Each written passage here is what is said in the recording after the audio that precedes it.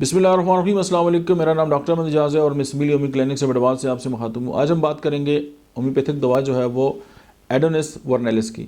Adonis वर्नेलिस जो है वो हार्ट के लिए एक बहुत ही बेहतरीन किस्म की मेडिसिन है और वो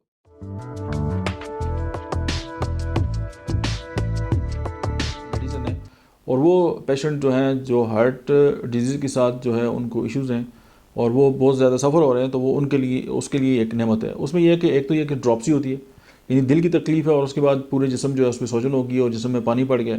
उसके बाद हार्ट डिसऑर्डर्स के साथ ज़ाहिर है ये सारे चीज़ें जो है वो रिलेटेड है। फिर जो है कि पेरिकार्डियल जो है वो पेन है, पल्पिटेशन है और डिस्निया है, यानी सांस लेने में जो है वो दिक्कत हो रही है। उसके बाद उसके साथ ये है कि जो दिल की वाल्व हैं वो इन्वॉल्व हैं और साथ ये कि जो दिल के मसल्स हैं वो भी डिस्टर्ब हैं।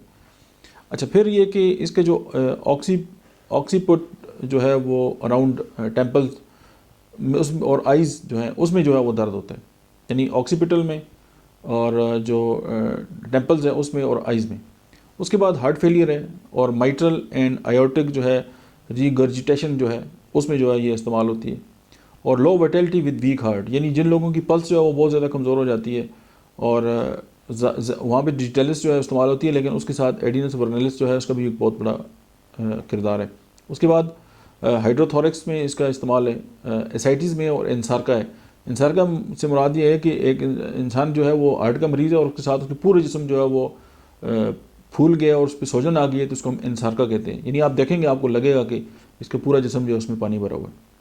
उसके बाद जो है वो कार्डियक अस्थमा है और डिफ़िकल्ट ब्रीदिंग है और उसमें ये फील होता है कि एक बड़ी ही इसमें एक सिम्टम्स ये आती है कि जो इंटेस्टाइन है वो टूट गई हैं और बेंड हो गई हैं, यानी मरीज़ को अपने पेट के अंदर ये एहसास होता है कि उसकी जो इंटेस्टाइन है वो टूट गई है और बेंड हो गई। ये सेंसेशन जो है इस दवा के अंदर जो है वो पाई जाती है।